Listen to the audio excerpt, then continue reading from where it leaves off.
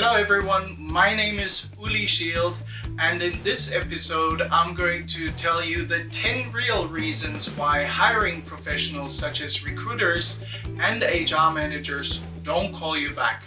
My team and I, we're in the game of communication. We receive a lot of calls and we make a lot of calls, and we also often decide not to call back. And here are the 10 real reasons why.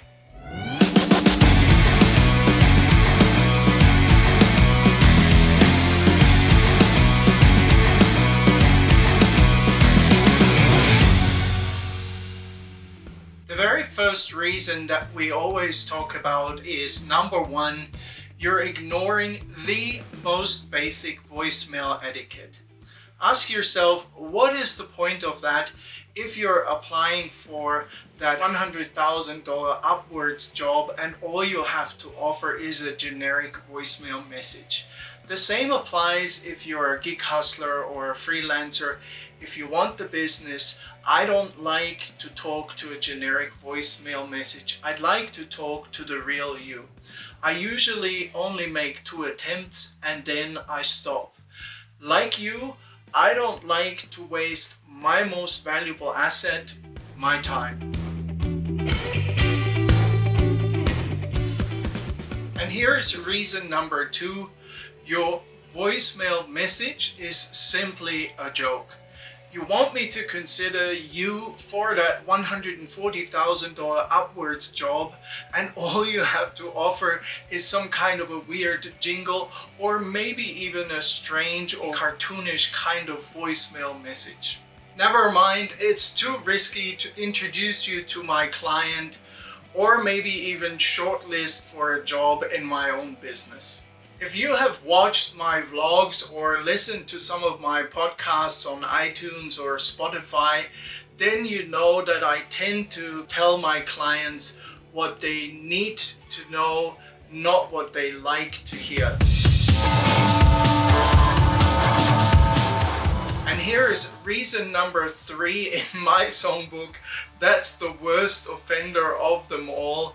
It's the 10-second voice-to-text voicemail solution. Anyone in recruiting or human resource really hates that one.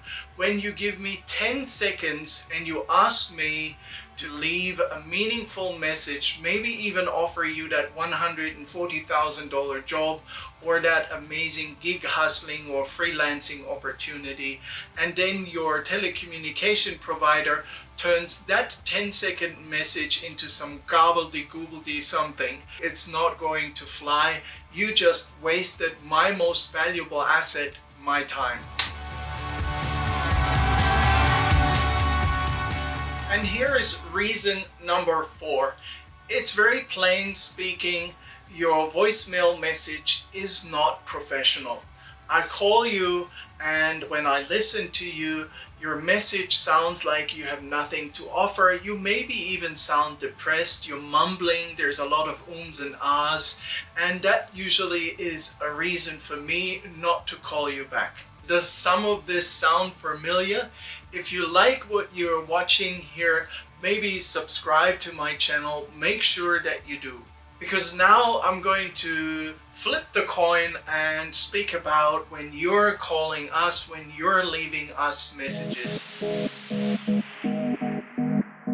Reason number 5, you are not organized. Not having planned your own voicemail message, either the one that you have on your mobile or the voicemail message that you're leaving, is really bad form, and it tells us something about the candidate. It also gives the impression that you're all over the place, and that is usually a reason for us not to call you back.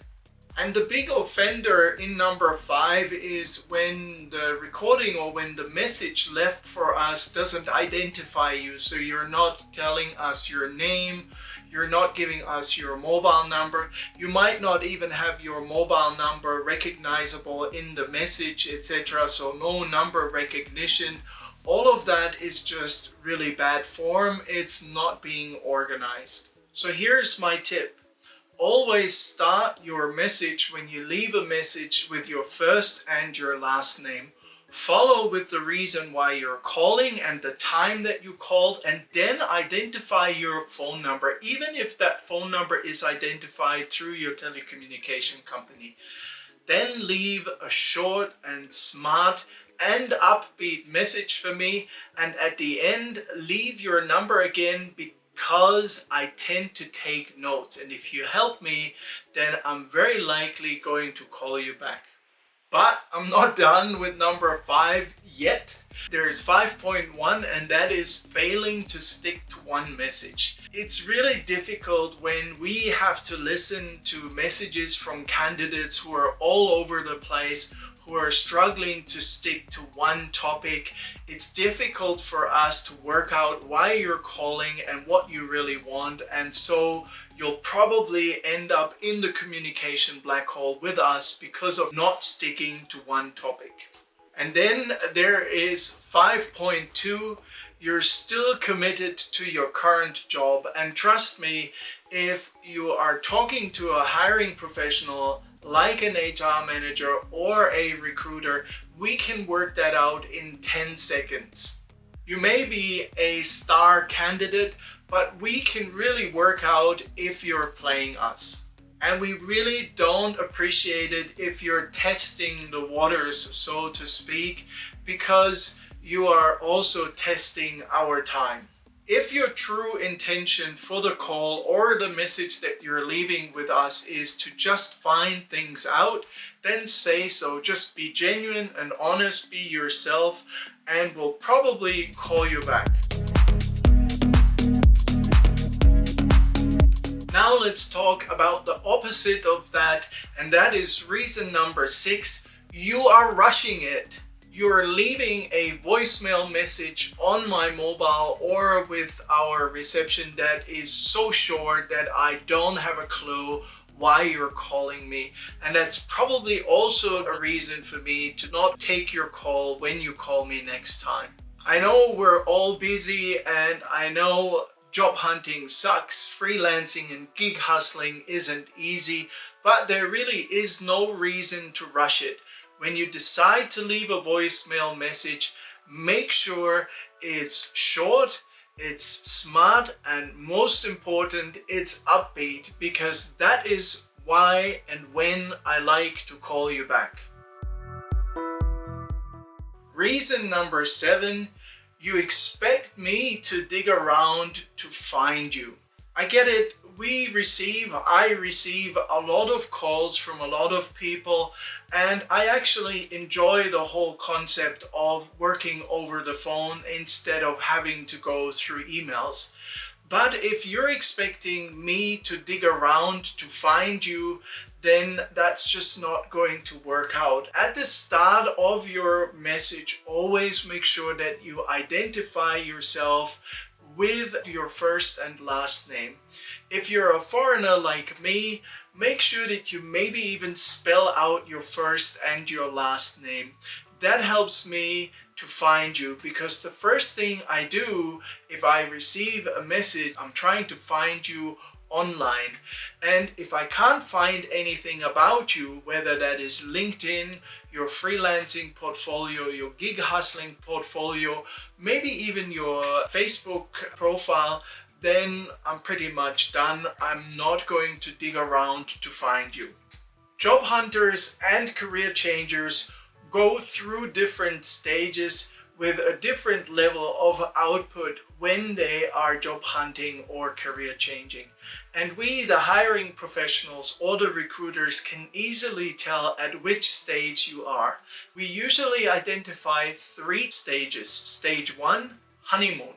Everything's fine. Your output is 4 or 5 applications per week. Stage 2, high activity mode.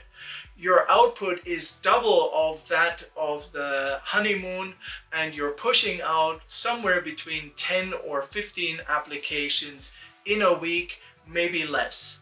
And then comes the worst stage, and that is what we call stress mode. You're not paying attention to the job ads, you just look at it and you go, looks like me, sounds like me, pays the right money.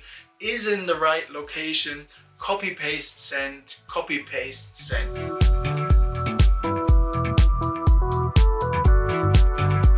And so there is reason number 8. I'm just not that into you. Candidly and realistically, check your own history before you stalk my mobile with your voicemail messages. You may be a great candidate and you might have fallen on horrific circumstances in the last couple of years, and you might have had a number of jobs in the past. But stalking someone on their mobile with voicemail messages is not a professional thing to do.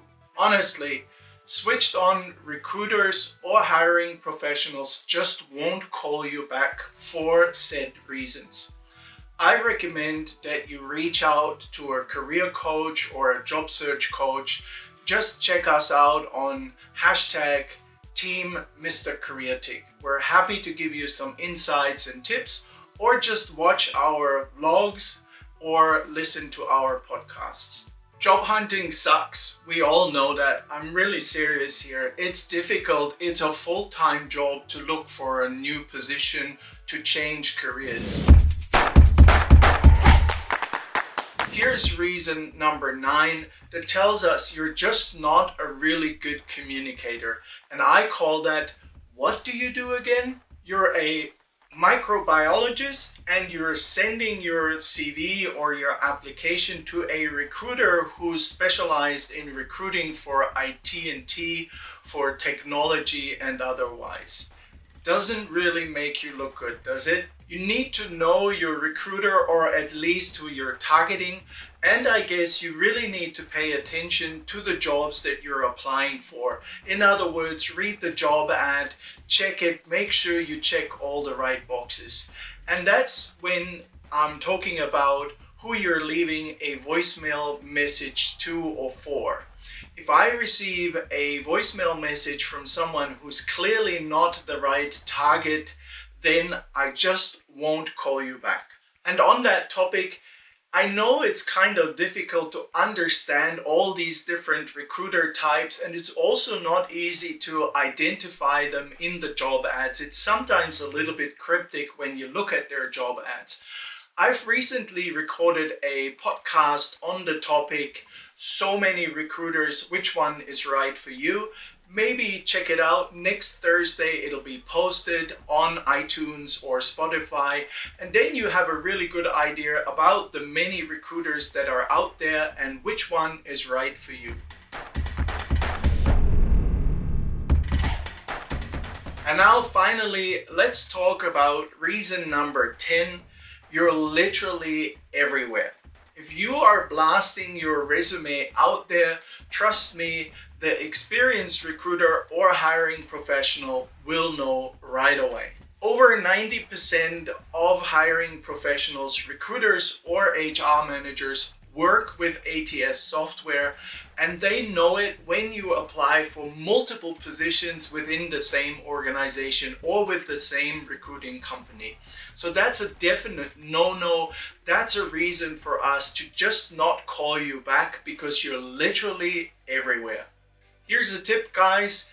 If you're applying for positions with the same recruiter, if you see multiple opportunities, make sure that you're really selective, that you take your time, and if you really have to apply for multiple positions, then be smart about it and remove your other applications before you send multiple applications out.